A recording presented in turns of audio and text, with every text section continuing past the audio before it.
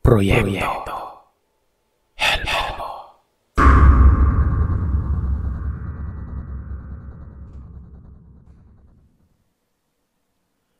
Sa pagkakataon na ito, nagsimula na rin siyang mangati.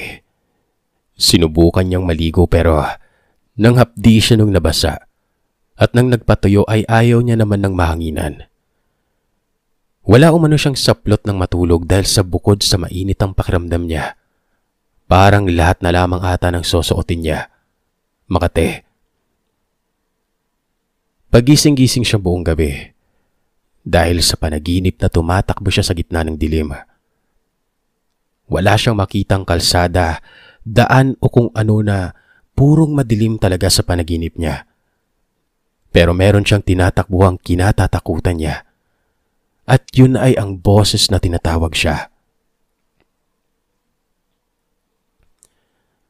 Pagkagising niya, bagamat hindi na hapdi ang nararamdaman niya ay nangati na siya noon. At doon na nga siya nagsimulang magkaroon ng mga butlig-butlig.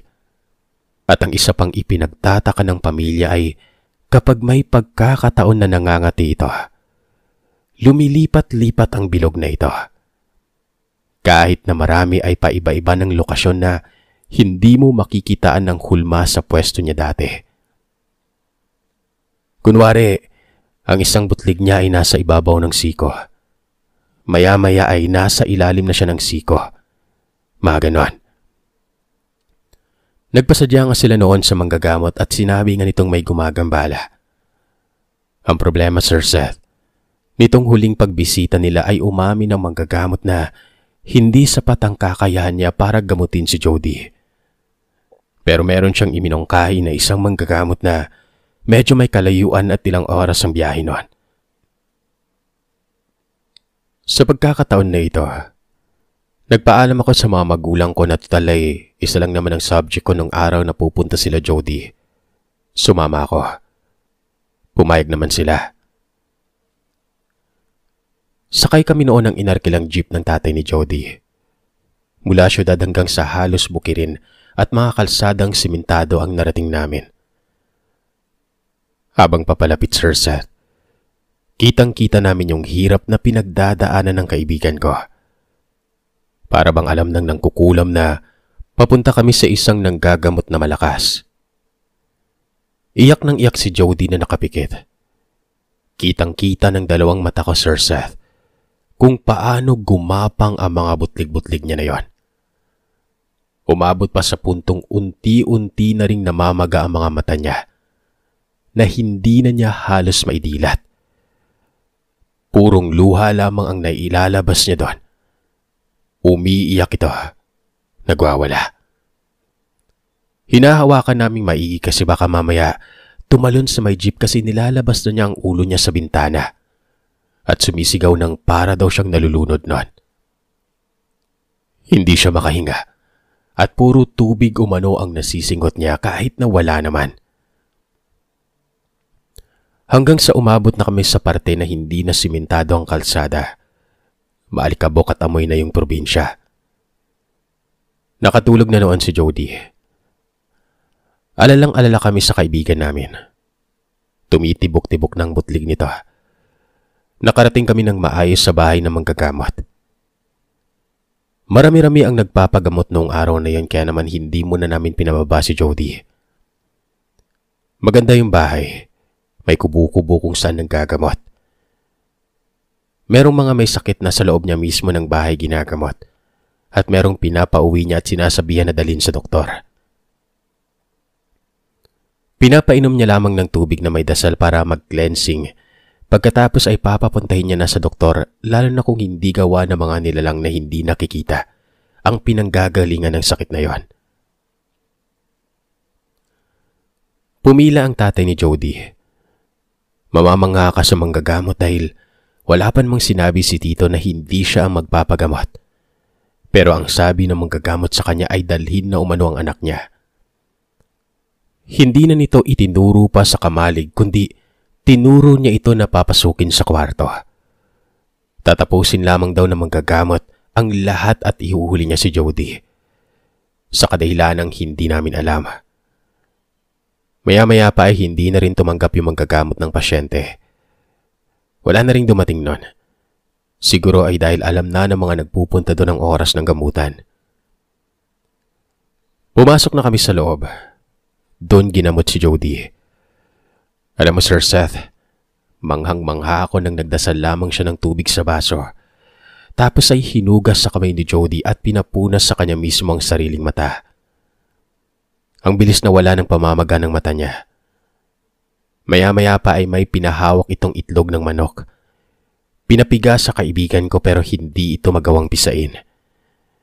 Pero habang pinipilit ni Jody na pigain ang itlog na yon, yung mga butlig-butlig ay isa-isang lumitaw doon yung parang mga itim na tuldok. Nagsigalawan ng mga ito na parang maraming mga mata sa katawan ni Jody noon. Nanindig talagang balahibo ko noon. Dito nagsimulang magsalita ang manggagamot. At ang sabi ay tanggalin mo na yan bago pa kita hulihin at husgahan. Kaya bata-bata mo pa, natututo ka na sa nanay mo. Naglagay na sa ilalim ng upuan ni Jody ang usok-usoob ang manggagamot. At unti-unting nagpawis ang kaibigan ko. Pawis na parang unti-unting lumusaw sa mga puting butlig sa katawan niya. At ang tanging natitira ay ang mga itim-itim na hindi kalaunan ay nagsilaglagan na rin sa katawan niya. Para itong mga buhangin na hindi ko maintindihan. Muling nagsalita ang manggagamot na, sa susunod na gambalain mo pa ulit tong batang ito, gigilitan na kita sa leeg. Isasama ko ang nobyo mong hindi naman kagwapuhan. Pati nanay mo at iba mong angkan na marunong mangkulam.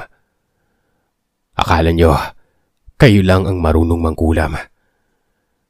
Papaiwan ko sa batang to yung isa sa mga kasuotan niya. Malalaman ko talaga kapag may ginawa kayong hindi maganda sa kanya. Matapos nun, pinagsabihan ng manggagamot ang mga magulang ni Jody ng mga hindi mo na dapat gawin ng dalaga. Hindi mo na siya pwedeng pumunta sa mga burol, sa mga libing o sa sementeryo nun. Pati mga hindi mo na dapat kainin para tuluyan umanong gumaling ang dalaga. Bawal na masyadong mamantika, bawal yung bisyo, bawal yung yosi. Ang kadahilanan nito ay para gumaling ang dalaga at hindi masira ang dasal na iniwan niya para dito. Mga mahigit 1 buwan yon. Medyo nangayayat si Jody pagkatapos nun, Sir Seth, pero wala kang makikitang mga pantal-pantal sa katawan niya. Pero sa loob ng 1 buwan na yon, nakakaramdam pa rin siya ng parang napapalibutan siya ng buhangin. Minsan nagigising siya na akala niya nakahiga siya sa tabi ng dagat pero pagkagising niya naman, okay naman, nasa higaan pa rin siya. Nalaman namin na ang mga may gawa nito ay walang iba kundi ang nobya ni Albert. Akala nga namin si Tricia, Sir Seth kasi matapos nga nilang magkita nito ni Jody, di ba? Sumama yung pakiramdam nito. Alam naman pala ni Jody na may nobya na ito pero syempre, dahil sa na-fall na ang kaibigan ko, binaliwala na niya ito. Pero ang hindi namin alam ay may pagkakataon na pala na nakita ng nobya ni Albert si Jody. Nakasama ang nobyo nito. Muntikan nang mag-iskandalo pero sa labas naman ng eskwelahan. Pero ang nangyari ay parang si Jody pa yung minasama ng Albert bago inuwi ang jowa.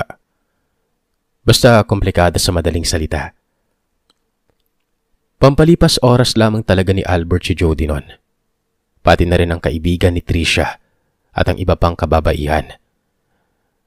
Ang tingin ni Jody, gaya ng sabi ng mga gamot, ay yung litrato niyang nakalagay sa pitaka ni Albert ang sinangkapan ng babaeng maalam pala ang angkan sa pangkukulam para makulam ito. Magmula noon ay medyo na-trauma na si Jody sa lalaki. Medyo nagka-man-hater kumbaga. Although may mga tropa at kaibigan naman kaming lalaki pero pag dumadating na sa punto na inaasar na siya o may poporma sa kanya, Iwas at umay na umay ito. Nung nakapagtapos kami ni Jody, ay nagkanya-kanya na kami ng buhay. Umuwi kasi muna ako sa amin noon dahil sa personal na problema. Mga 5 taon pa kami muling nagkita noon, nung uso na yung mga Facebook na yan. Nakapag-usap kami, nakapagkamustahan, hanggang sa magkaroon ng oras na magkita. Noong mga oras na yun ay wala pa rin siyang nobyo pero handa na daw siya ulit. Ako naman ito, reto ako ng reto sa mga kaibigan ko na wala din naman siyang natipuan. Hanggang sa kung kailan pasuko na siya, saka naman niya nakilala yung para sa kanya talaga. Sa ngayon ay may 3 na siyang anak at ako ay may pamilya na rin. Parehas kaming nahilig sa may mga horror dahil na rin siguro sa naranasan niya noong kadalagahan namin.